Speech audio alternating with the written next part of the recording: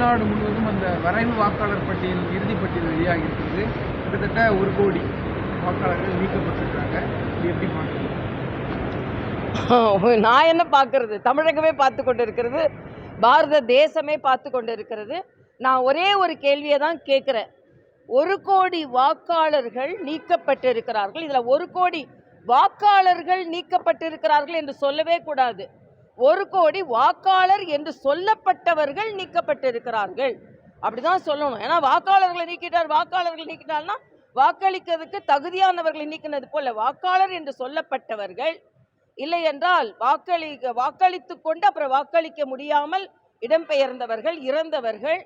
அதனால இன்னைக்கு நான் ஒரே ஒரு கேள்வி தான் எஸ்ஐஆரை எதிர்த்தவர்கள்ட்ட கேள்வி கேட்கிறேன்.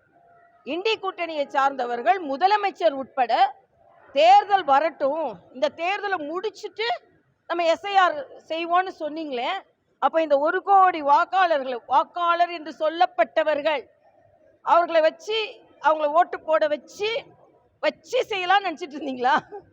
அதனால் அதுவும் கொளத்தூரில் தான் ரெக்கார்ட் பிரேக் ஆகிருக்கு. அதனால் இன்னைக்கு வாக்காளர் சிறப்பு சீர்திருத்த இந்த நடவடிக்கையை வரவேற்றது நியாயம் என்று நாங்கள் நினைக்கிறோம். எதிர்த்தது அநியாயம் என்று மக்கள் நினைக்கிறார்கள். ஏன்னா ஜனநாயகம் என்பது என்ன? வாக்களிக்க தகுதியானவர்கள் வாக்களிப்பது தான் ஜனநாயகம். ஆனால் வாக்களிக்க தகுதி இல்லாதவர்களை பொய் வாக்காளர்களாக மாற்றி அவர்களை வாக்களிக்க வைப்பது தான் ஜனநாயகம் கிடையாது. ஆக இன்று ஜனநாயகம் காப்பாற்றப்பட்டிருக்கிறது. இன்னும் வரைவு வாக்காளர் பட்டியல் வெளியிடப்பட்டிருக்கிறது. அதில் என்னென்ன குறைபாடுகள் என்று தெரிந்த பின்பு இது 2 முறை சரி செய்யப்படுகிறது. அதனால இன்னைக்கு ஜனநாயகம் காப்பாற்றப்பட்டிருக்கிறது.